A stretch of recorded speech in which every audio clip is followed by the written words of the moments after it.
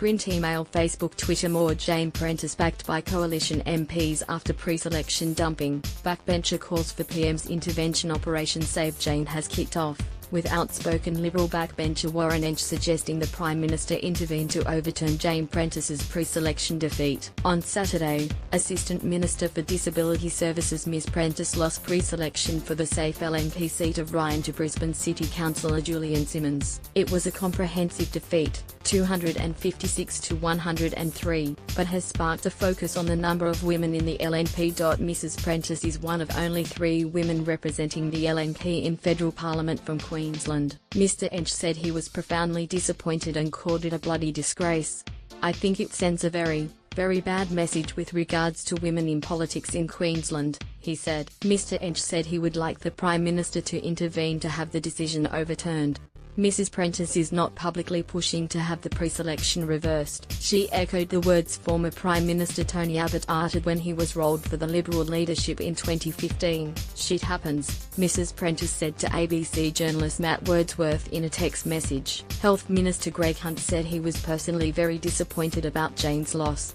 Mr Entsch said Mrs Prentice was an outstanding contributor who had been focusing on her frontbench role as Assistant Minister for Disability Services. He argued Mr Simmons had time to ensure he had the numbers for pre-selection while Mrs Prentice had been spending her time rolling out them. Treasurer Scott Morrison rejected the view that there should be intervention to overturn Mrs Prentice's dumping.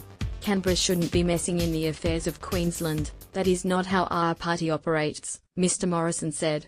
"Our rank-and-file members are the ones who decide who stands for them at every election." Dumping or democracy? Former Brisbane Lord Mayor Sally Ann Atkinson said she did not see the weekend result as Mrs Prentice being dumped. "She has been there for a while and there was a feeling, I gather, in the party, among the branches, that it was time to give somebody else a go," she said. "That's what democracy is all about."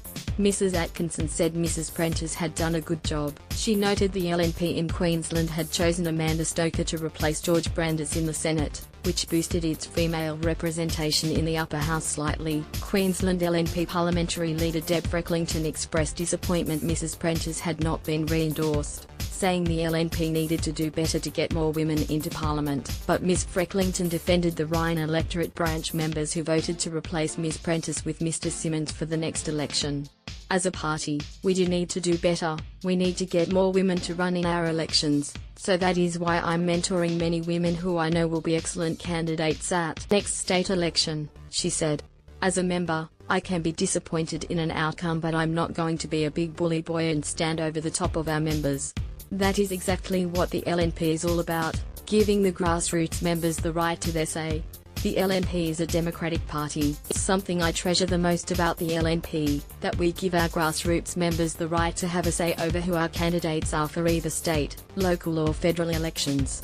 There is also turmoil in Western Australia, where the Liberal Party executive has been forced to intervene in the pre-selection of Ian Goodenough, after what is being described as an administrative bungle. The ABC understands 8 branches in Mr Goodenough's electorate of more breached the party's rules governing the timing of their annual meetings, meaning they would have been excluded from the pre-selection process. That would have left 2 branches, and a total of 8 delegates, deciding Mr Goodenough's future. So the State Council intervened on the weekend to take over the pre-selection process. Mr Goodenough is the only MP in while facing a pre-selection challenge and would have almost certainly lost had the executive not intervened.